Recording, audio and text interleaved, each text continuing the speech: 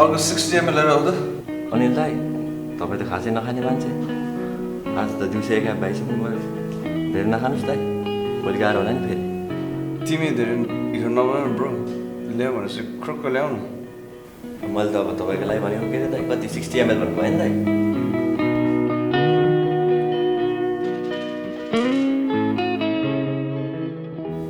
म तिम्रो आँखामा सजना योगेश्वर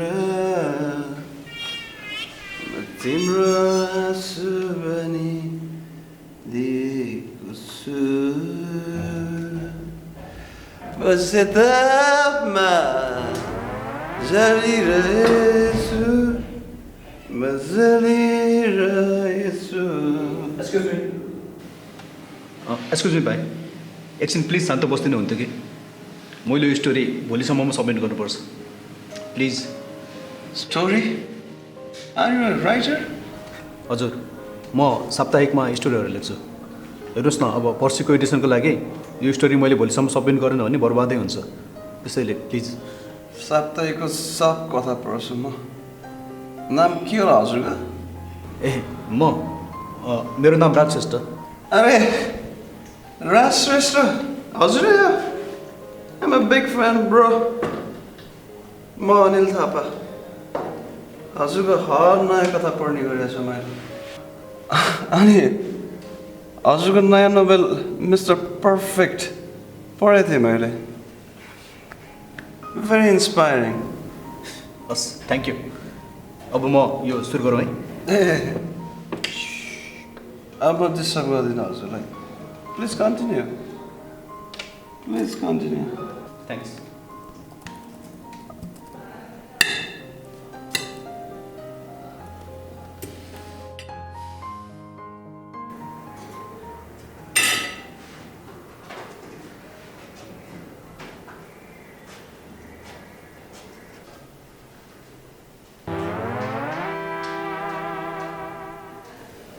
राज ब्रो मेरो पनि एउटा कथा सुनाउनु थियो हजुरलाई।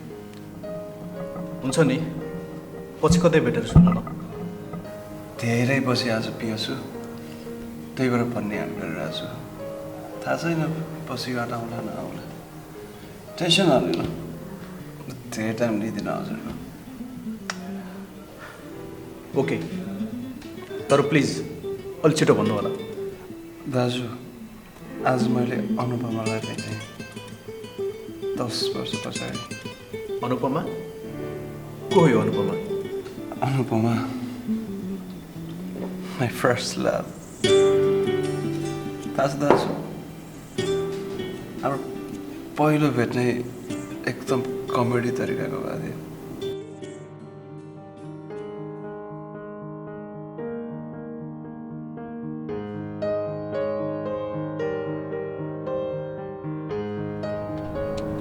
Excuse me. हजुर भन्नुहोस्। सुन्नुहोस् न I need a big favour from you please. कस्तो फेभर होला? मलाई तपाईँको ज्याकेट दिनु न प्लिज। ज्याकेट? त्यति जाडो त छैन त मौसम। किन होला? एक्चुअली कुरा के भनेदेखि नि म यहाँ स्ट्रेचिङ गरिरहेकी थिएँ। स्ट्रेचिङ गर्दा गर्दा मेरो प्यान्ट नै फाट्यो। म लास्ट 30 मिनटदेखि यही ठाउँमा सेम पोजिसनमा यसरी नै बसिरहेकी छु। I need to cover my back please. Okay sure भइहाल्छ नि।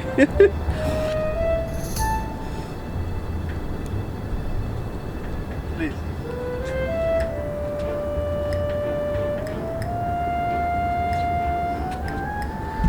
Thank you so much you saved my day. It's fine. By the way म अनिल। म अनुपमा। अबजनलाई प्रब्लम नहोला कि? Shall we?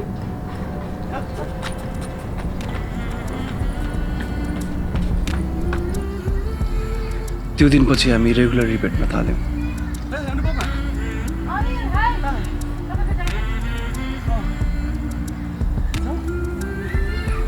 पहिला पहिला त बिहान जगिङमा मात्र भेट हुन्थ्यो। पछि हामी अरू ठाउँमा नि भेट्न थाल्यौँ। हाम्रो हर रात फोनमा कुरा हुन्थ्यो। कुनै न कुनै बहानामा हामी कतै न कतै भेटिराखेका हुन्थ्यौँ।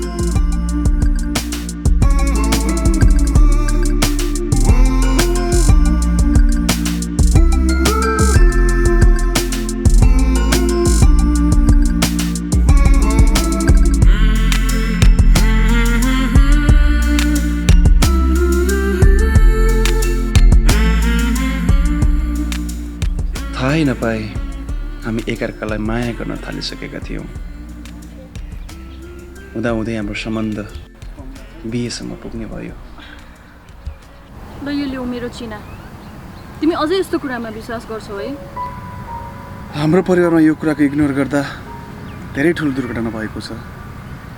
I don't want take risk. मेरो दाइ र भाउजूको पनि चिना मिलेको थिएन। घरबाट बिहे नगर भनेर धेरै फोर्स गर्नुभयो, तर उहाँहरूले मान्नु भएन। बिहे गरेको 2 वर्षमा कार एक्सिडेन्टमा उहाँ 2 जनाको डेथ भयो। त्यसो भए हाम्रो चिना मिलेन भने तिमी मलाई पनि छोड्छौ? मेरो गलत डिसिसनको कारणले तिमीलाई गुमाउनु भन्दा अलि छोडेको ठिक होइन। तर सबैको त्यस्तो नहुन पनि सक्छ नि। त्यो केवल कोइन्सिडेन्स पनि त हुन सक्छ। वाट एभर, म कुनै रिस्क लिन चाहन्न, बिकज यु आर इन्क्लुडेड।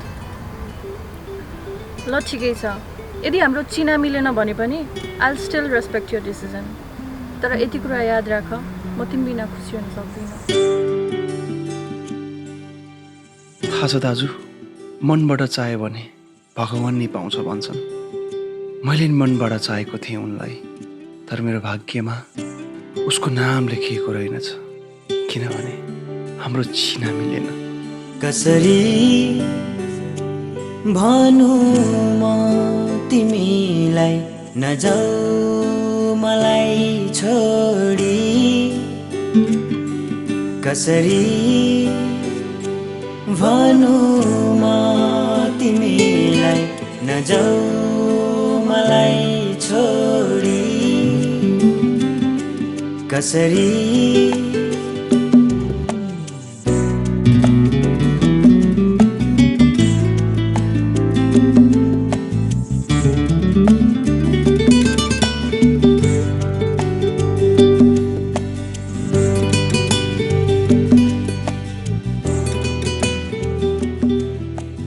त्यो दिनपछि हामीले एकअर्कालाई कन्ट्याक्ट गरेनौँ। उसँग कुरा गर्ने, उसको बारेमा कसैलाई सोध्ने हिम्मत नै भएन मलाई। पछि मैले सुने उसको विवाह भयो अरे, मेरो पनि बिहे भयो। घरबाट खोजेको चिना मिलेको केटीसँग।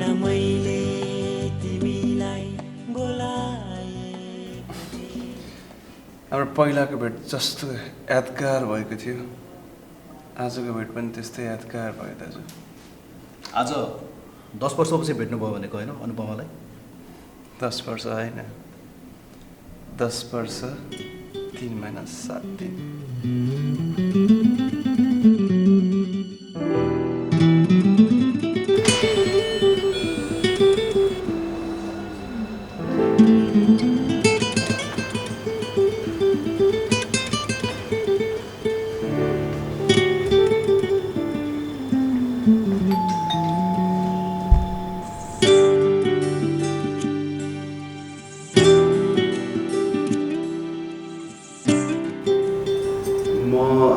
वकिल सुगतलाई भेट्न आएको।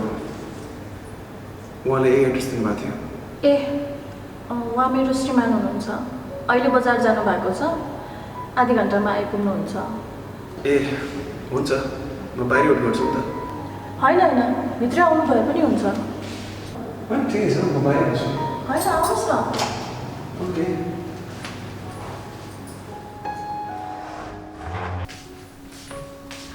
आउनुहोस्, बस्नुहोस् न। हुन्छ।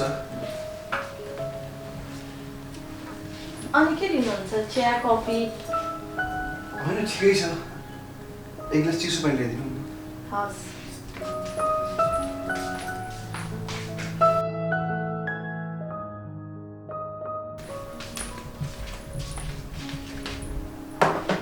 पिउनुहोस् न।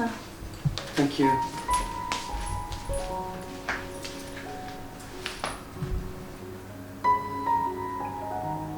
Nice house. Thank you.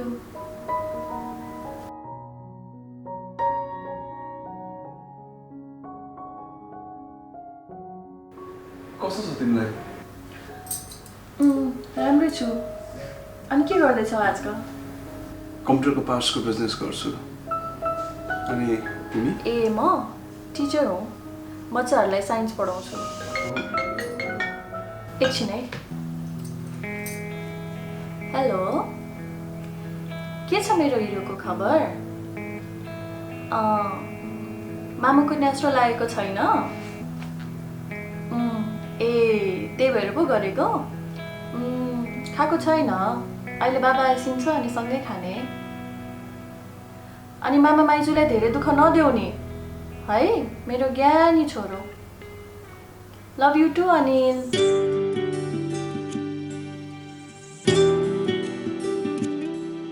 Anil मेरो छोराको नाम। 8 वर्षको भयो। अहिले मामा घरमा बसिरहेछ। खुसी लाग्यो तिम्रो खुसी देखेर। अनि तिम्रो के छ त? चिना मिलाएरै बिहे गर्यो होला। लाइफ त राम्रै चलिरह होला नि। लाइफ राम्रो चल्नलाई चिना भन्दा पनि मन मिल्न पनि रहेछ। बल्ल रियलाइज गर्यो। थाहा छ, सुबोध र मेरो नि चिना मिलेको थिएन।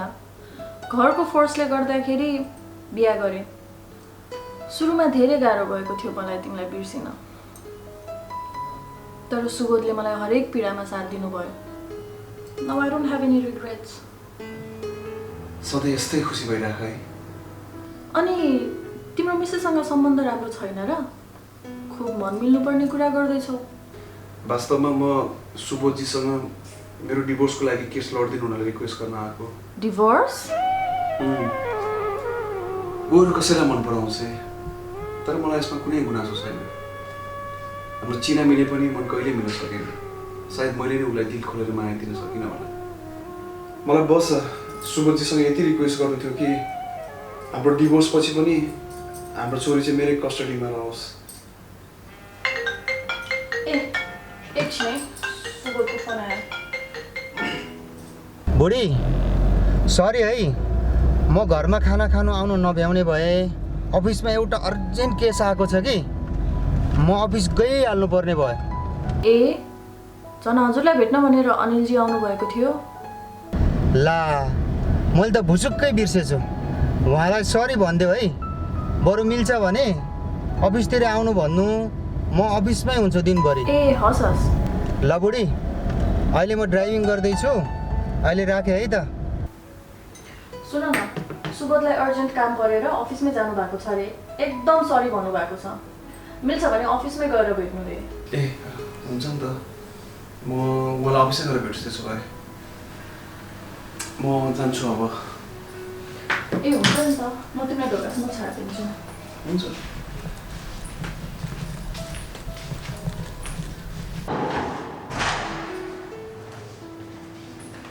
Anil, just a suggestion as a teacher है। आजकल बाउ आमाको डिभोर्सले गर्दाखेरि धेरै बच्चाहरूमा साइकोलोजिकल इफेक्ट परिरहेको हुन्छ। Just be careful. साँच्चै कति वर्षकी भयो अरे तिम्रो छोरी? 6 वर्षकी भयो अनुपमा। हजुर? ए अनुपमा मेरो छोरीको नाम। न मैले तिमीलाई बोलाएको थिएँ, न तिमीले आउन सोधेको थियौ। न मैले तिमीलाई बोलाएको थिएँ, न तिमीले आउन सोधेको थियौ। थाहै नपाई